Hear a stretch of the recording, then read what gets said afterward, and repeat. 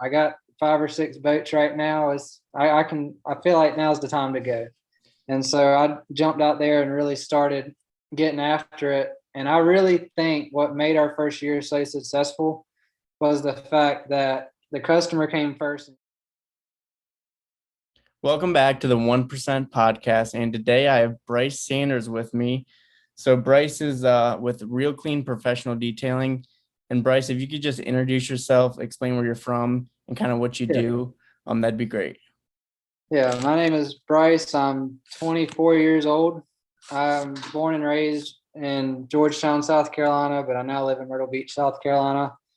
My business is called Real Clean Professional Detailing, and we do cars and boats, but we're pretty much 90% boats now. So that's most of our market. I've been in business since 2019. That's when I started, and I did about a year part-time, and then as we grew and the demand came, I ended up going full-time the beginning of last year in 2020. And it's been a ride. Yeah, that's amazing. So actually we were also founded in 2019. So we're both, a little bit newer to the market, but if you don't know anything about Brice works super hard and, he works as hard as any detailer out there. And, I know you have a lot of talent and you continue to keep learning. So, how is the Myrtle Beach market? How would you describe that? A good market for boating? It's a solid market. It's definitely, not Florida, but we have a lot of river cruising boats and deck boats, and there's a big center console market here because we're on the ocean, so there's good fishing. And we also have a big market for like the larger cabin cruisers and 50-foot Sea Rays and things like that. So, but I'd say primarily we're into the 20 to 40-foot range center console and cabin cruiser market. And Okay. honestly, I prefer the center console side of that. Yeah, the center console market's my favorite. Do you guys get into any of the sport fishers or kind Oh of? yeah, we're working on Yeah. one this week. We finished up one last Friday and started another one Monday. Awesome. So just to describe, I guess, for the viewers watching, so most of the viewers on here are typically boat owners or, boat detailers. So what kind of services do you do? Because like, for example, we do Teak, we do detailing, car detailing, we'll get into some metal polishing and stuff like that. But just curious on what you guys do. We do boat restoration. Right now we're limited to just wet sanding, compounding, polishing, those steps. But I've been in contact with Josh, one of the guys from the group, and we're supposed to be going up there to him this winter to train with him on fiberglass repair and paint. But we do, wet sanding, compounding, polishing. We also handle maintenance, like as far as just maintaining boats and keeping them waxed. We do wash downs. We do offer car detailing, but I've been so tied up with the boats that I've got to one of my buddies who I helped start a car detailing company, and I subcontract all my cars to him now, but he's the only person I'd trust to do that with. There's only a couple people around here that do decent work, and he's one of them. So do you actually feel more comfortable doing boats then or cars? Because like for me, we don't do many. We really don't do any cars, but like I really feel good about them. We just, for whatever reason, it seems like people know us for boats, and that's just all we get. Yeah, I feel like boats is my niche because I started out working in the boat industry when I was 14. As soon as I got to high school, I started a job at a marina. It was just a dockhand, fueling boats and tying boats up, and gradually worked my way up to a forklift operator, putting them in and out the water. And so that's all I've ever known. So I feel like boats is really my niche and my happy spot and where I enjoy to be at. But I do enjoy, I don't like doing cars full time anymore, but I do enjoy hopping on a good paint correction or ceramic coating job or something on a car every once in a while. Yeah, it seems like whenever I do a car, it almost feels like a break. It's like, hey, Exactly. I feel like I'm like playing at that point. Yeah, the boats, sometimes you're hanging upside down, laying down, all this stuff. So I was it's hanging off a crazy. harness all day today. Yeah, it does. It gets tiring and it's a lot on the body. So I wanted to jump into a little bit kind of your story. So you said you basically when you were 14, you worked, as you said, like a a marina, right? The marina. Okay. Yep. And so you kind of been into the marina industry your whole life then? Yeah. Yeah. So when So I started at 14, I would um I would wash boats, on the side for tips and things like that. And so as it kind of progressed, after a year or two of being there, first guy came up and said, "Hey, can you wax my boat for me?" And I'd never waxed a boat. I was like, "Well, I've waxed a car, so it's got to be kind of similar." So I hopped on it and I took an orbital buffer and waxed it just like I would my truck or car. And from there, it kind of progressed because I believe that next Christmas, my parents got me a rotary buffer for Christmas, just a cheap, Chicago Electric. And I started kind of tinkering with it, 3M Restore wax and just going to town. And back then, I really thought I was, just making them shine like a diamond. And when yeah. looking back, I think one of Drake's videos actually showed me I was wrong because he took a picture down the side and Oh, he's like, "This is what they say it looks like," and then he puts a light on it. And after that, I was like, yeah. "Yeah, he's right. That's what I was doing." Yeah, there's a lot of things you can hide and different angles and stuff like that. So detailing sometimes can be deceiving. But obviously you've had quite a journey, and even with me, we all start somewhere. Oh And yeah, it's funny because like, back then I used to think I was the best, and it's like the moment you think that, you tumble down. And so now I'm just very, I try to stay level headed because I know I can always learn more. Because, like I said, oh when I yeah. I'm started, very it's like humble now. I was waxing boats. I thought I was, good and stuff. And then it's like you learn about Oh yeah, you sailing get shit. down there and you'd look at it and you're like, "Oh, it just needs a coat of wax." And at the time, you didn't know anything else. You're like, "All right, I'll just wax it." And it's splotchy everywhere, and you just like, "Man, that Yeah. looks good." Yeah. So I mean, you all learn somewhere. yeah, we all do. And when would you say like you took the biggest jump? Because for me, like I was just like your average detailer, probably up until the beginning of 2021, where I really took an effort. I jumped on YouTube, found some great people. I got with a great company. It also helps, being surrounded with great people. We have Yeah. Stark Yacht Care. I'm fortunate we have a location up here, so he's been very helpful for me up here. Just surrounding yourself with good details and people who know products has really changed for me. And it's like, I look back to 2020 versus 2021, and it's like I'm a whole different detailer. Oh, It's not exactly. even the same. So that's when I took that leap, and I just want to see like, because I feel like you're a pretty successful detailer. You're one of the best, if not the best, in your area. So I just want to kind of learn, Yeah. what it takes to be successful. What your thoughts are on that? I'd say for me, I made that jump beginning of 2020 because I got to a point. I was been in the marina for 6 or 7 years, and I got to a point where I was hungry to advance and hungry to move up. And they basically told me there is no more advancement. This is where you're at, and this is all we can do. And at 22 years old, that's the last thing you want to hear. Right. And so I branched off from there, and I think I applied. I was at a machine factory, like working at a plant, and I did about 2 weeks of that. And by this point, I mean, I had my part-time detailing going, so I was getting some of that cash flow coming in from the detailing, but it was like 1 or 2 days a week. But I'd go work 5 days at this plant, 12-hour shifts, and like make the same money detailing in 2 days that I made working 12-hour shifts at the plant. And so I wasn't there very long before I just jumped out and said, "You know what? I got 5 or 6 boats right now. I feel like now's the time to go."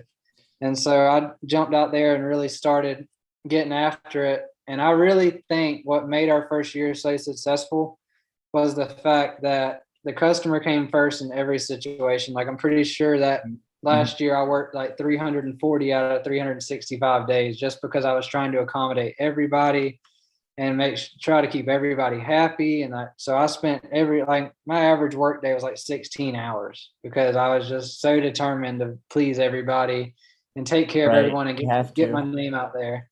Yeah, I did the same thing, and I stayed very busy doing that because sometimes people weren't happy at the start, and Yeah. I was always willing to do whatever to make it Oh, right. I'd bust a I just U-turn didn't and go know. 2 hours the other way to fix it, make it right. Yep. Yep. I just didn't know at the time. And I didn't know necessarily how to fix it, but I was gonna try. So Yep. yeah, and I just learned so much from that. But yeah, so I guess I want to ask you too, like how you stay motivated, because obviously we have times, where things get tough in the business. I know you're extremely busy and probably stressed over, Oh sometimes yeah. things get stressful. So just wondering how you stay motivated and you look at a positive mindset every single day that you come to work and how you kind of deal with that. Yeah, well, most importantly, one of the things I learned in my first year was you have to take time for yourself. Like you have to learn to make yourself, take those days off where you just lay around the house I or burned out before. I've done that. oh, I Yeah, did. it's When I went to important. see Drake, I was on a burnout because I literally took off for Florida and was gone for like almost 3 weeks because I said I just got to get away for a little bit. I can't even look at a boat right now. What Yep. do? I go work on another boat.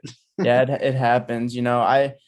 Because I did too. I took a perspective, because I've been working and you have to. I mean, when you first start a business, you do have to work a lot, but you also got to step back and look at, because there were times where I'd burn out and it's like I didn't want to. You're right. I mean, I didn't want to see a boat. Yeah. So I think it's important to kind of have at least a little bit of balance, especially for such a physical job like we have. And Oh, it's I also agree. important, and I think it's important to grow a team too. If you're looking for that, because like that also it always whenever I have a team with me working on a boat, it feels like less work versus me because Even not even it doesn't even have to be a team, just one yeah, extra guy. It's just a right. morale Oh builder. yeah, it just feels so much different, and you're able to accomplish things. Just having one more guy twice as fast. So I've been on jobs where I've had to work on like a 40-foot boat by myself, and it's just it takes a week or two, and it's a lot. But You get and tired I of looking can't at the same stop. surface after 4 or 5 days. Yeah, I can't stop. Like once I get work and I just keep going and going, and before you know it, it's like I don't even notice I'm tired till I get home. And but uh, but yeah, and you touched on something earlier too. With the business thing, you said you were making some money, but you started detailing, and then you noticed like how much money you can make doing that. I Yeah, kind of had a exactly. similar thing, and I feel like once you become like a business owner, entrepreneur, you kind of learn real fast like the potential you have. Because like when you're working a job, you kind of cap out at whatever your Yeah, you're salary is, limited but in certain areas. yeah, and your business like you kind of unlimited to what you can do. It's funny because I went through that in college because I was in college into my dorm and I was like super bored because I wasn't taking a lot of classes. And I was just thinking I'm like I should start a business. So that's because I had a kind of similar thing. I was working with a detailer in the area, just doing some waxing, and that's kind of how I got into boating. And then I'm like, you know what? I think this is a pretty good industry. So I kind of jumped into it. And it's funny how life will take you. And here I am Oh now. yeah. I'm sure since I've already announced this, I'm sure people know that I'm moving to Florida. So it's crazy just to see like the growth, Where detail is here in taking you. Ohio. Yeah, it's just crazy. Like it's all part of the journey. And now I'm literally starting from scratch again. I mean, I'm going to Florida. I have no customers. I really don't know anybody besides like a few detailers, which they said they'd help me out a little bit. But I'm excited to begin again. And it's like another chapter. You turn the page, but this time I have all the experience versus when I started up here, I really didn't. So it's just Yeah, and I incredible. tell people all the time. I tell the people all the time, if I knew what I knew now, I said I could start this from scratch again, You and I can. could I build it mean, with half the and waste half the money I did the first go you around. can, and it's so funny too because Drake's actually going to California now.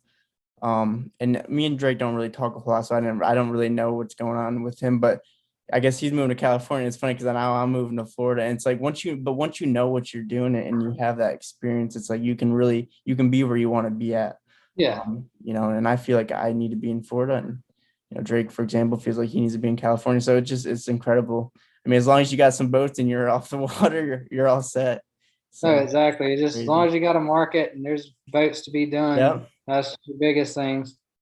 yeah, But yeah, it's it's amazing. definitely that's a big move, but I'm sure you're excited. Yeah, I am. I'm very excited. It's funny because a lot of people, wonder if I'm like nervous or like scared. I'm like, no, I'm ready. Like I'm excited. I'm ready to go out because it's when I first started up here, I literally went house to house until I got my first client, and I got it Yeah. on the first night I did it. So if I have to, I'll do that again. I'm not scared. You just Yeah. start. It all starts with that one person, especially now too that I know I'm doing. It starts with that one person. You make everything right, and it's just like word of mouth. Over time becomes your best. I feel like your best way of Yeah, doing business. exactly. I'm Not sure just you that, know. like even worst case scenario, I did this when I was trying to get in a couple marinas. My first job in that marina, as soon as somebody asked me for a quote, I would quote it like half price just for Yep. that first job. just Yep. so I could be out. And I'd plan it for like a Friday, Saturday, Sunday. So I'd go out, sit on the dock, and just work on that boat all weekend as everybody's walking by. And on an average day, you'd hand out 15, 20 business Yes, cards. that's And true. you plan one job after that, or two jobs off of that, but that's two more jobs. And 4 or 5 more days, you're going to be sitting in that spot with people walking by. Yeah, that's very true. We get a lot of business just working at the marina during the week, and Thursdays and Fridays are amazing. So yeah, we just ordered we got an A sign, which has our logo and stuff with our we have a QR code. So like I we saw set that it on up. one of your Instagram posts. Yeah, I was looking at, I was going to it's talk pretty to you about that. sweet That's pretty neat. because like now people can see, people can if we're at the dock working, they can literally come up and see who's working because otherwise they really don't know unless they ask Yeah. us who we're with.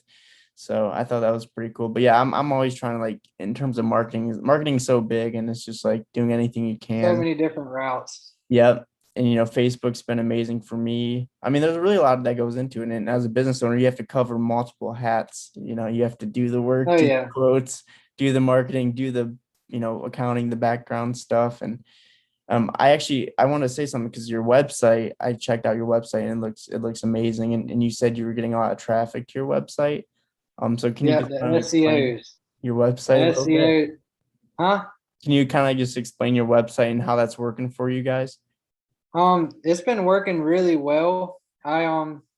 Drake actually referred Bryant to me, and Bryant's the one that designed the website and built it for me. And you pay a pretty penny up front. Like I think I had like $1,700 in it, but the Mm, presentation it brings and having an expert go in there that knows how SEOs work and knows how yes. the online marketing work changes everything. Because before that, I'd built my own website through the Google work or whatever it is. Yep. Just a generic Google Yeah. site. And I think in a year it got like 700 views. Well, Bryant did my Right. website around the end of October of last year. And by January, I'd had like 14,000 views in traffic and I think 28 leads generated off of my site. Yeah, and that's And that's great because you said you had 700, but also with the SEO and the expertise in that, it's like then you're also attracting not only people but the right people who are actually going yeah, to click and fill out a quote or whatever. So I've really because I've done my own website so far, and I love doing the website and the setup, but I don't know the SEO part. So I am looking to hire somebody, especially when I move, so I can get that traffic that I want. yeah. And I know I talked to it because Bryant doesn't really specialize in SEO. He does it when he builds the website, but he doesn't do a lot of maintaining it. And Okay. so I had another guy that was maintaining my SEOs for me, Yeah. which it was expensive. It was like $650 a month. And Wow. so when I got to a point I was so busy I didn't really need it. I kind of just cut that off Right. because but I need to call him back because he's got my SEOs. He tweaked something in my keywords on my SEOs. And now I'm generating all kinds of RV leads, like no boat leads, or like I'd say like 2 to 3 boat leads a month, but now I'm getting like 15 boat leads or RV leads a week. And Wow. so it's Yeah. crazy that just like a couple keywords and a tweak and it switched up because it was nothing but at one point it was nothing but cars and then it turned into nothing but boats Wow. and now it's like just a bunch of campers. And Wow. so and I mean it's literally just on the back side of it, just a couple tweaks. But he told me that to be competitive in your area, you need at least 50 to 100 backlinks, which is like your websites, like 50 different websites your website is attached to. So like Yelp or Okay. Yellow Pages, things like that. You need to have your Yeah. website attached to all those backlinks. You need at least 50 of those, and you need at least 100 keywords on your website, like boat detailing, ceramic coating, just those different keywords. So when people search it, you come up at the top of the rankings. Right. I do. I think that's important. I think reviews are important, even if you have to. I've heard of people doing things such as get 5 or 10% off your quote if you leave a good review. If don't force it, but hey, if you thought we did good and you want to leave a I think review, we'll give you, what just I've been doing is about yeah. 50%. I'll do $50 off. I'll go, Okay. hey, Yeah. I'm not $50 off your detail if you just write me a good review on Right. Google.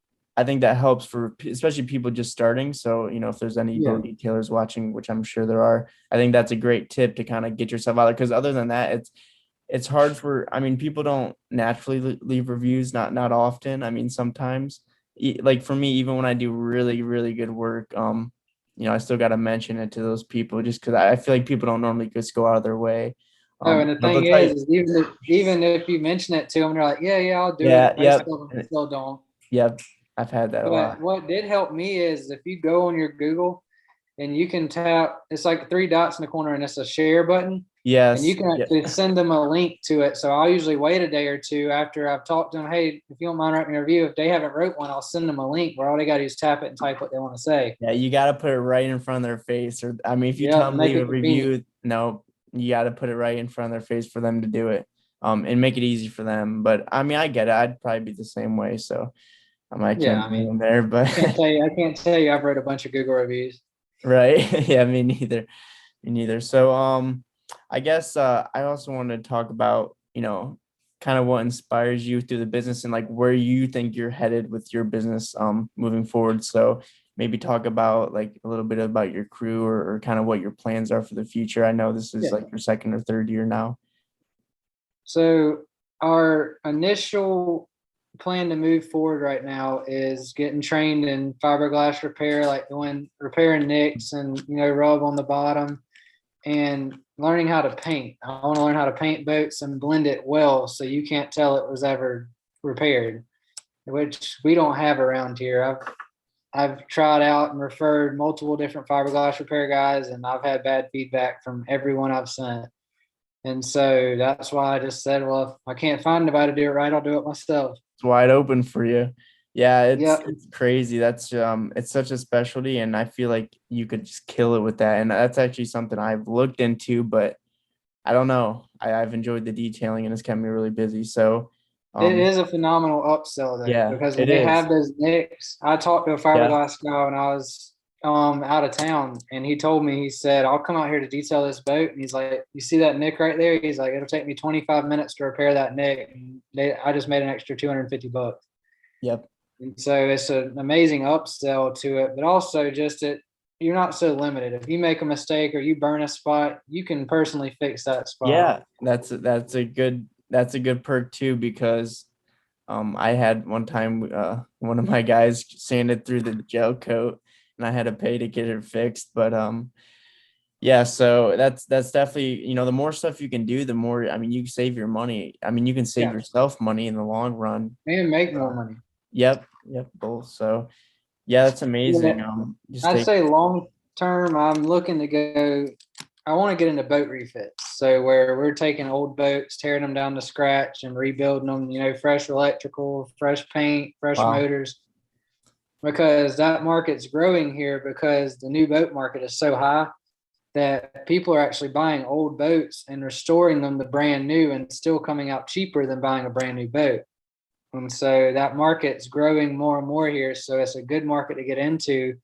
And then instead of you having to detail 10 boats in 2 weeks, you're on one boat for a month, and that's a $50,000-$60,000 bill. Yeah, yeah, it's the boat market, from what I feel like, and I've heard it's pretty much exploding everywhere. It's exploded up here. My buddy in Canada who details exploded up there down in Florida. It's good. It's So insane. it's yeah, it's a good market. I always try to prepare because I haven't known any other market besides it being really good. So I always just try to keep in the back of my mind if I'm sure Oh, that at I'm the some point same the way. market will go down, but I mean we got to ride it as long as we can. So Yeah, which um another direction I'm headed to is I'm actually working, well, I'm working toward buying my first house currently. amazing. But right behind that, I'm wanting to start getting into investment properties as more of a passive income or just like a secondary income so that I have that to fall back on if something happened with the boating or the boating Yeah. market. If Yep. Real estate's amazing. It's probably one of the best investments you can make. you gotta So have somewhere to live. yeah. What's that? You gotta have somewhere to live. Yeah, yeah, you always got to. That's actually one of my long-term goals as well, real estate. So yeah, so I mean I'm looking for my first apartment down in Florida first, and then I mean we'll just gotta see. I just gotta generate as much income as I can through the business. Exactly. it's all on me, hopefully gonna join it up and with some other detailers and try to grow. There's some great guys down that way. I know a bunch of them, and Yeah. actually, last time I visited down there, I went and met up with a handful of them just to put a name with a face and just talk strategies and jobs and things like that with them, just to see what they had to say. Yeah, I might actually when I first go, I know quite a few as well. So and I've talked to them and I might just go work with them for a minute because I like to learn. I also like to learn too. So it's like, yeah, I Yeah, could just go start on my own, or I could just go learn from these other people and just see how they detail. And I know there's more products out there. There's different things. I'm never attached to a product ever. So no, I'm not either. you won't see me like support you know, buying in with like another company's products. I just don't do that because I feel like that holds me back as a detailer. So, I'm always looking for the best that I can give my customers. So, we'll run through different sealants and things like that. We've had some good and bad experience with certain products. Yeah, I'm the That's same with way. I've anything. actually recently went back old school to wax. I was running polymer sealants for a Yeah. while, but I've been getting more longevity and a better result Yeah. out of some of the old waxes that I started with. Yeah. And so like I've been using McGuire's flagship wax. I've been using the 3M paste wax because I have one particular boat. It's a 42-foot yellowfin. I've been maintaining it for about 3 or 4 months. I did a full 4-step restoration on it Mm, and came back a month later and it was oxidized after 2 coats of polymer sealant. wow. And so Crazy. I polished it out, put the polymer sealant back on, 2 coats, and I topped it with replenish in between on the wash. Came back a month later, it had oxidized again. And Yeah. so, yeah, I've been testing Stark Hyperhold versus Jetscar. And I've done like a really good amount of both this summer.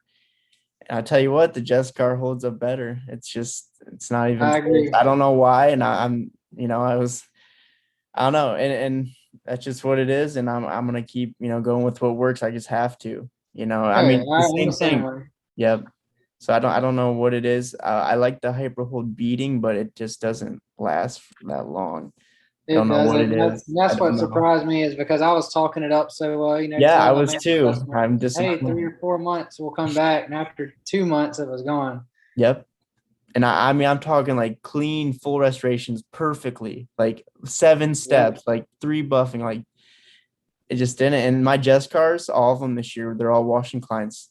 They're great. I mean, they're perfect. Still, the customers are amazed. Like the one guy told me, he's like, he told me he's like, I'll never have anyone touch my boat besides you. He's like, you got the best sealant out. He's like, I don't know what you use, but he's like, it's great.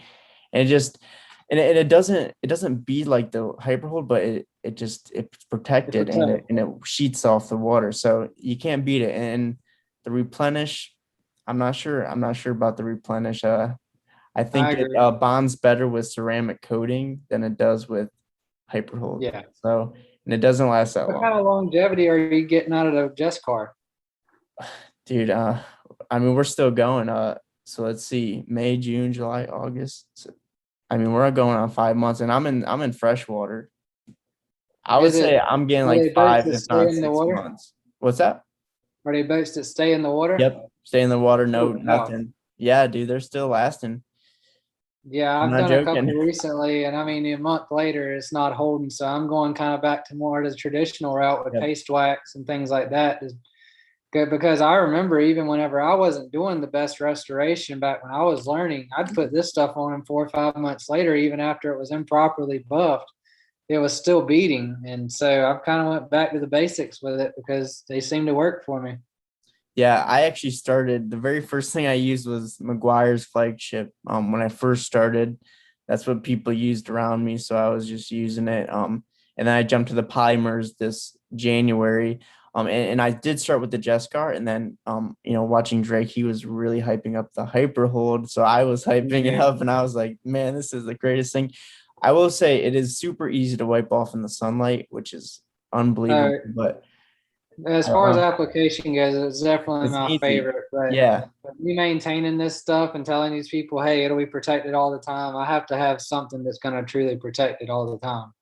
Yep. Yeah, you And got they're it. not going to, a lot of them won't pay for wax every single month. Right. Yep. So do you put your guys on or your boaters on a like schedule, like say like every 4 months, every Kind of how's that? Correct. Yep. It so initially I'll ask the customer, hey, what are you looking for out of this? And if they say I want it to look tip top all the time, I want it to be clean every time I step on it, then typically we'll do a bi-weekly wash plan and then a quarterly wax plan for boats that stay outside. If they're in a dry storage or a building, then we'll wax every 6 months and we'll do a bi-weekly or monthly wash depending on how often they use the boat. And we basically I started using Canva, and I'll actually write them out a pricing sheet. This is the price per month for biweekly washes. This is the price per month for weekly washes. This is the price per month for monthly washes, and so on. And quarterly waxing, try-only waxing. And I'll give them a breakdown and let them pick exactly what they want to do. And I'll put beside the one I recommend for their boat, hey, this is what's recommended, and let them choose. And so far, we have, I think, 12 boats on a biweekly wash plan. We have about between 35 and 40 boats on like a quarterly wax plan, and then a ton more on, biannual or triannual wax plans just to keep them looking good, depending on how much they use them and where they stay at. And there's a bunch of factors to it, but yeah, we've had an unbelievable amount of boat washing programs this year. It's weird because there's a lot of boat washers out there that just go and, just wash the boat, call it a day. But we have a pretty like good package. So, I mean, and I don't even wash, like it's just my guys that wash, and they get so many compliments and they get a lot of tips and stuff. So it's just been unbelievable with like just the maintenance part of it. People go crazy. I don't feel like anyone offers what we do around here for our maintenance program. A lot of people know about our detailing, but just the boat washing has been crazy. So what sets it apart? What's that? What sets your boat washing Yeah, apart? so I mean, we do all that. Like we clean out the hatches. We clean inside and out of like the of the isinglass. We do glass inside out. We condition seats every time. I mean, we just do it really thorough. We vacuum. We anything that we see, we'll kind of get and just it's just people. I mean, they're just literally washing the boat and leaving, and that's all they're It's doing. funny you So say that, because that's up until yeah. this year, I wasn't doing any of that. We would soap and water wash it and leave. But beginning of this year, we started actually chamoising the boat every time. Yeah, We started that's conditioning important. seats with 303. We started doing isinglass treatments. Yep. And it is unreal how far apart it set us. I mean, I have people all the time say, man, my boats never look this good. And he's like, y'all haven't even been down here in a month. And he's like, my boat still looks like it did the day I got done. And he's like, we've never had that before. Usually we just watch it slowly digress over the next few months, but it's just like it keeps getting better and better now. Yeah, it's crazy. Like I said, just nobody's doing it. At least in my area, it's like we could have had 50 like weekly, bi-weekly. I mean, it was unbelievable the amount of people that were reaching out. Unbelievable. I couldn't believe it. But yeah, so that was cool. And we took that very seriously. Then our obviously our detailing. I always am detail focused first because that's just what I enjoy doing. But I've also thought of actually well, I've actually thought. So, have you used what ceramic coatings do you use? Do you use ceramic coatings, or do you do a lot of I those? started with IGL, but Yeah. I wasn't a fan because I didn't feel it held up well, and I felt like you went through way too much of it because I was ceramic coating a 23-foot Grady White, and I used 250 milliliters on that boat and didn't even finish the whole boat with the first coat.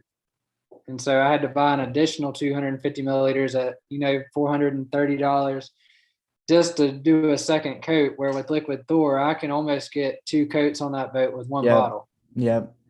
I just actually partnered with that gel, but I haven't tried it yet. I have I have it right here.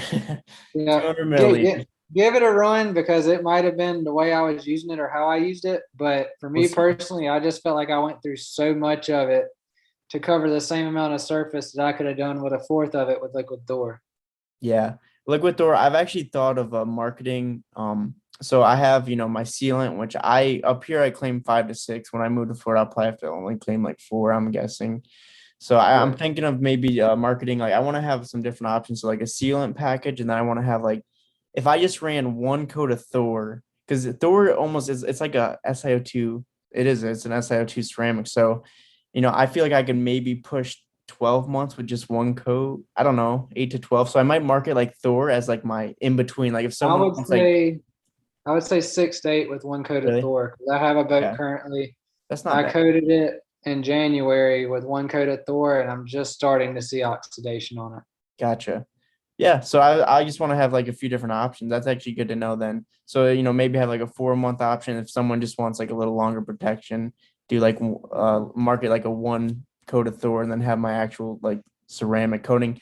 IGL was telling me they were claiming like if everything's done right, 2 coats, 24 months in salt water. Does that sound right? You said you weren't a big fan. I believe I got whenever I coated the boat with IGL, I did 2 coats on that 23 Grady white. Yeah. And I would say between that 12 and 15 month mark is when I started to kind of see it progress. Dang. Yeah, I think we're all out here just trying to figure out what we can do because, I mean, for me, like I'd love to offer a 3 to 5 year ceramic coating, but it just doesn't seem like I'm able to find anything like that. And also, Not for boats. it's just It's crazy. not it's not here yet. Not here yet. Yeah. Well, I've heard of. I know the mega yachts and stuff. They'll mix coatings on site, and then they're able to get 3 to 5 years. But I don't. I'm not a chemist. I don't. I don't. That's Some of impressive. these I haven't heard companies about that. they'll hire a team of like. I work with a car detailer. She's got a chemist. Like there's crazy things going on out there. But I mean, anything you can do to get your protection that you need Yeah. I think is worth doing. So I would even be interested in something like that. The only last company I want to try is called G Technic. I have a buddy up here that uses it. They claim about, I mean, yeah, 20. I mean, they claim 2 to 3 years. It depends So on I how don't it's know. maintained and I mean, locate where yeah, it sits. it does. And a But lot of people don't know, but the prep is so important to how long your no, coating's I'll gonna have three last. days in prep and one day in application. Yep. The prep is so important. If you don't, I've made some mistakes. I've did it all. I've buffed off ceramic coatings. Suck. I had to buff for like 5 rounds to get the one coating off. I wish I would have buffed it more. So like I've done it all. Like I've tried. I've tested it. I put coatings on when their boat's not fully corrected right. I've done it when it Been is fully there. corrected right. And I've learned. And the non-skid. You can't if you're doing do non-skid, like you have to put so much prep and make sure that non-skid is ready to go. I've learned it all the same way. Yep. It's unbelievable. I think we're about 40 minutes in or so, probably 35. Um, I guess since we do have a lot of detailers, yeah, I feel like it's pretty even between who's like watching and tuning in. Do you have any advice for like someone getting started as a detailer? Um, Um, do you recommend they uh, start with a car or something, or they just go into a boat? Because there's actually I've been in contact with a lot of people who have actually started businesses like this year. Whether they've learned from me or Drake, like I've actually had a lot of people tell me that they've started. So just to give some advice for those people. I would say my biggest thing with starting out is go the extra mile with customers, even if you didn't charge correctly for it, or even if it's taking longer than you expect. Just regardless of the situation, make sure that you don't skip out on steps or miss spots or skip something just because it's going to take extra time or they're not paying for that. What really set me apart, and I've had multiple people tell me this, is I was doing a one step correction on a car and there was a couple spots that didn't quite look how I wanted. So I went ahead and just did the second step on those spots or blend it or even a second step on the whole car, even though I underquoted it, just to make sure that the customer had the desired result they wanted and that I was happy with it. And it was little things like that, or even just like on boats, if they just paid for a $3 a foot wash, but I saw the isinglass really needed protecting, I would just spray and wipe down the isinglass with a protectant, even Yes. though they weren't paying for it. But it's those little things that set you apart, where it shows that you care about the customer, and it's not just about making a dollar. Yeah, that's true. I will always purposely like not I will purposely like not include one or two things in the quote, and then I'll do those things. So there's Yeah. always something I'm doing extra, whether they know, typically they'll notice. One But of mine that's usually like a free add-on is I include it, but I don't list it in my quote. But I always hand polish and like woody wax all the metal. yep. And just because, I mean, even a simple wipe down with like Elevate, Level R or something on a rag, and then followed up with woody wax, it's a night and day difference on metal. Yeah, And it it is doesn't a take, big difference. 30 minutes and you get all the metal done. Yep. So you say you polish it with the machine then, or No, I'll do it okay, by hand. okay, Yeah, yeah, that's what. I'll put like some Yep, polish or compound on a rag, depending on the severity of it. yep. That's what we do as well. Unless they want to pay for us to actually buff it out, we'll just do the for the package. We'll just do everything by hand, and it usually Yeah, works good. And it cleans everything up, makes it shine again. So I feel like exactly. the bright work really helps make the boat stand out. So you got to look at No, it it like, definitely does because yeah. whenever I see boats at the marina and you can tell the boat looks great, but then the bright work just wasn't touched, and it's like it stands out because you're like everything else shines in that boat but the metal. Yep. Yep. That happens often. And I've noticed like metal, I try to pick out things that are like stand out. Glass. If you don't get glass perfect, it'll stand out. Yeah, So it's like we took that to the next level this year because we've got actual like glass tiles, and we use actual glass products and like stuff like that. Because before we just use like go to Walmart, buy some cheap Windex. thing, and yeah, and we buy cheap towels, and now we have like ultra plush and all this. And so yeah, we've really taken just everything into account in terms of buffers. We used to pretty much just use the rotary, but now we have forced actions, DAs, orbitals. So pretty much anything that we That need. would be my other piece of advice is just when you're buying equipment, buy good equipment because it's going to make your life easier. You're going to get a better result out of it, which don't get me wrong, you can get a good result with cheap equipment, but you're going to work a lot harder to get that result with cheaper equipment. And That's right. so we pretty much switched over completely to flex. I'm running just about flex everything. We have cordless flex force rotations. I have the cordless mini rotaries, and I think I have 13401. As far as rotaries go, my big rotaries, I'm still running, Makita and DeWalt. And I actually just bought recently, I found a deal on Marketplace and bought a Makita forced rotation that I'm playing with. But I still prefer the Hmm. 3401 over the Makita. I will say that. Yeah, the 3401, it's a beast of a machine, and it's just, I mean, these things last forever. I don't all the machines I've spent a lot of money on, they haven't even, I don't think, even broken down since I've started the business. Like all my DeWalt's pretty much still run unless I drop one in the water or something. Yeah. My Makitas, because we have both. I don't know. I like DeWalt's. Some people swear by Makita. I do prefer the DeWalt buffer for whatever reason. I Um, prefer the DeWalt as far as it's lighter and I love the ramp up on it. But my Makitas have been holding up longer than all of my DeWalts. really? Wow. Huh. Yeah. Yeah, I'll have to see. I'll have to see how that goes. So yeah, I do like the flex. I do have the Rupes Millie as well. I do like that. I feel like they're different machines. The Rupes Millie, it feels lighter. Like it doesn't feel like I'm working as hard because it spins the opposite way as the flex, Yeah. whereas the flex, it's a great result, and the machine just, it's so heavy duty built, and it's not going to break. Whereas I have had the Rupes Millie, I broke the head off of it, so I had to order the part for it. So it just seems like more of a car machine, I guess. It's Yeah. not fully a boat machine, but the 3401, it just does anything. It just Oh, does. and if you tape off everything, you're really like everybody. I've heard people say the 3401 is just so limited on where you can go with it. If you tape everything off and take No. off hardware that's easily removable, that thing will go anywhere that the Mini will just about. Yep. And I love the And that's one thing I've 3401. learned this year is I'll run purple wool, and even when I have to run it with one hand or something to get in a certain area, I can get in all those areas that people are telling me you can't with this machine. Yeah.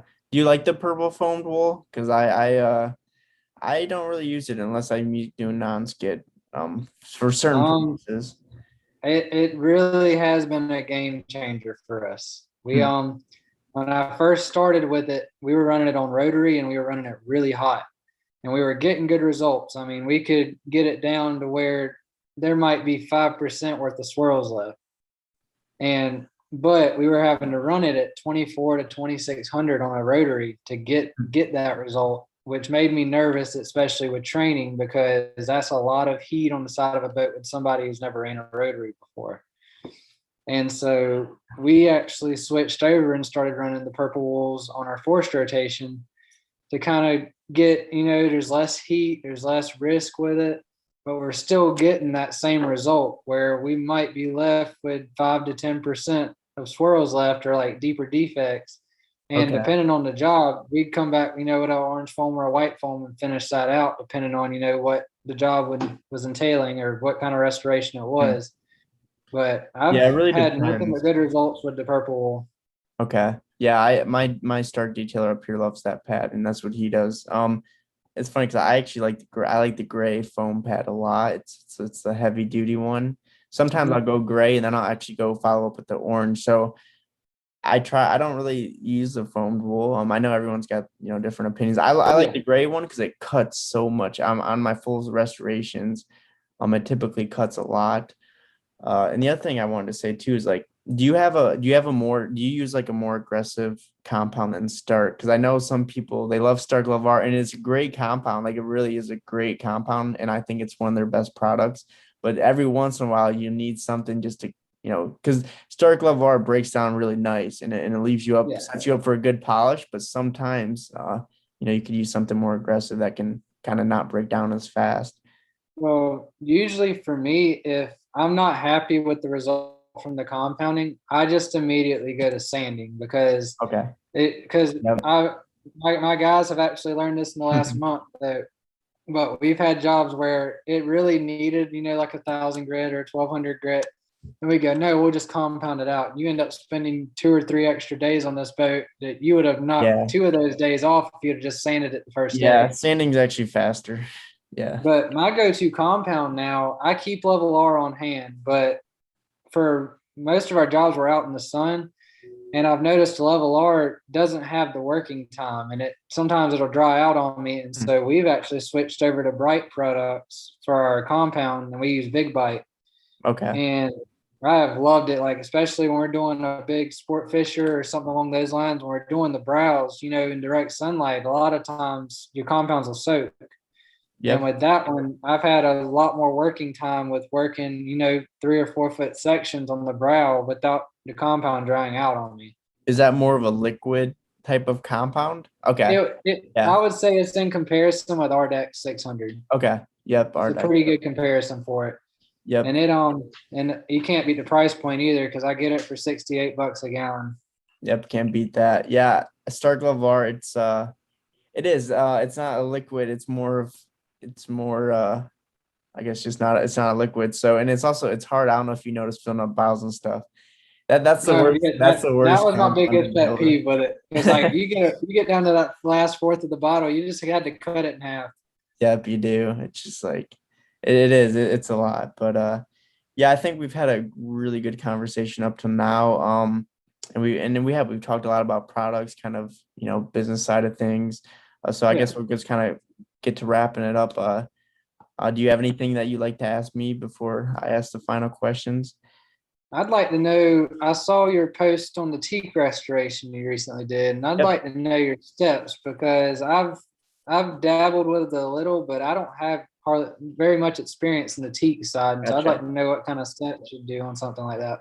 Yeah, so actually, when I was in high school, I took some woodwork. They offer like a woodworking class in our school, so I would do some. I do a lot of woodworking, and I actually would do it at home too. So I always enjoyed doing stuff like that, and I've built like cabinets and things like that. So basically, yeah, I mean, and I've done quite a few teak jobs now, so I really have it down pretty good. The very important thing is definitely tape everything off because you nick anything for a second, that fiberglass or that gel coat's coming right off. So it's really important to tape absolutely everything, whether it's metal, whether it's, gel coat, clear coat. And then, I'm religious of the taping. Yep. And then we would start with 80. We always do 80 on floors. We start with 80 on everything, but sometimes if you're working on some trim work, you can go down to like 120 if you want, just like the next step down. But we always keep floors to 80 so people aren't slipping and falling. So we sand it down. We usually do 2 rounds of sanding just to be sure. Like I'll do one really good round and I'll come back and do another round, make sure everything. Because if you leave any little bit of old stain, then you're gonna notice that when you put the fresh coat on. So Yeah. everything gets sanded down twice. And then we take a wet rag so we'll take a blower, like a leaf blower, blow everything off, make sure all the dust is off. Then we'll come back with a wet rag.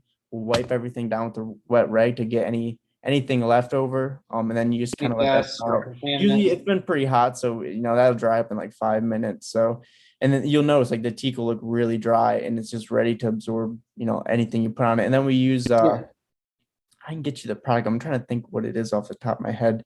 Actually, I have a YouTube video on it, but it's called Sickens. Yeah, it's called Sickens, and it's a natural teak. It's a natural teak is what it is. So we'll put that on once. You come back. We gotta wait 24 hours. You come back. You take like a scuffing pad, a nylon scuffing pad. You just scuff it really quick. That just gets anything that may be stuck onto it the night before or something while it was drying, and then you do another coat. And then after that, you can ask the customer, hey, do you want like a clear coat finish? And usually on floors, we don't do it, but on trim work, we will. Yeah. So we'll put the clear coat finish on the trim. And then, you got any other questions you want to, that's pretty much the process. As far as your sanding, are you doing that with like an orbital sander or are you using orbital. like a DK? Yep, we do it with an orbital. I love the DeWalt orbital is amazing. I've used a lot of sanders. A lot of them are junk. The DeWalt. Yeah, because I wet sanding, I primarily use my Flex 3401 or either my cordless for wet sanding boats. Really? So you sand with your 3401? Okay. I always sand with the I know you said you ran into problems with it hooking and stuff.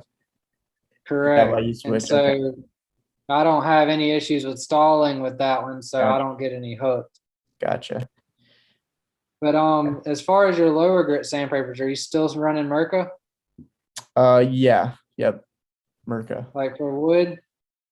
Yeah. So yeah, sometimes I'll go buy like the sandpaper is not really important. I guess the brand of it. Yeah. Like I would like store.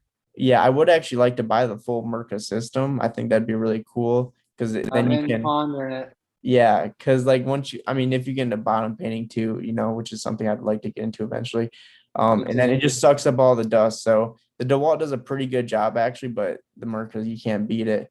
Mirka's pretty good, and you can do like the full floor and everything. So yeah, it's pretty cool. And like I said, I've done quite a few jobs up to this point. I just did one today. We did the first coat. Yeah. So but you got to be careful when you're sanding though, because like I said, you just don't want to nick anything. Yeah, I'm religious with my taping, but the reason I was asking is I have one of my maintenance clients, and he has a 2017 35-foot Sea Ray. It's the SLX, which is like just got outboards on it. Mm-hmm. And he has like a teak table, and then like back at the transoms teak, and then there's a teak table up front, but they're so faded out. And I've detailed it. The boat looks perfect aside from the teak, and so I told him I really want to tinker with it, get it back right, but I've never done it, so I'm trying to learn. So satisfying. Actually, I really do like teak work a lot. Like it's up there with detailing. I enjoy it a lot, and it's a lot of fun, and it makes the boat. Like today we're working on a Chris Craft, but it makes that boat. So especially if you have a fresh detail with it too, it's game changer. And the products we use is Sickens, because some people just use like a natural teak oil that won't last you very long. This product will last you for a few years. Yeah. So I have another question. How do you price your teak jobs? Yeah, so I take into effect the material. So I got it pretty down, and now that I have all the machines and stuff, all I'm really doing is find some sandpaper and if I run out of those little things you buy, they're like $50 for the teak oil and stuff, but it lasts quite a few jobs for me. So I just bought my second one actually today. So I've got like 3 or 4 teak jobs out of that. So really not a whole lot in expenses actually. But yeah, and then I look into the time, pretty much, and I charge anywhere from like 75 to 100. So, an hour for something like Teak work. That's pretty much where I'm at. Is if I don't know Yeah. how to price it, I just do an Yep. hourly rate. Yep. That's what I do. So, I look into the time, the majority of the time is the sanding, and then you just got to look at, because you have to wait. So you have some time on your hands, 'cause you got to wait 24 hours or, roughly 24 hours for each coat to Yeah. dry. So if I have to go back 3 times, then I just take into my time for that. So yeah, just look at that and your travel, like how far you're traveling for the job. Yeah, I got you. Yeah, that's what I do. If I don't know, like how long something's gonna take, I I I just set do like an the hourly hour. rate. Yep. And I feel like Teak is definitely one of those things that people do price by the hour. Yep. So, yep. So last question, I guess. I will go ahead and wrap it up. And are you good though? You asked most of your Yeah. questions. No, Okay, I'm good. cool, sweet. And then also, where can people find you? So sometimes what will happen is we'll have people watching this podcast from your location as well. I want to throw your information up on the screen for our video version. So Yep. where can people reach you if they want to get in contact with you? They can reach me on Facebook, Okay. Instagram. They can go to my website at www.realcleanmarine.com. Any of those three have my direct cell number on it, and so you can call or text me anytime from any of those.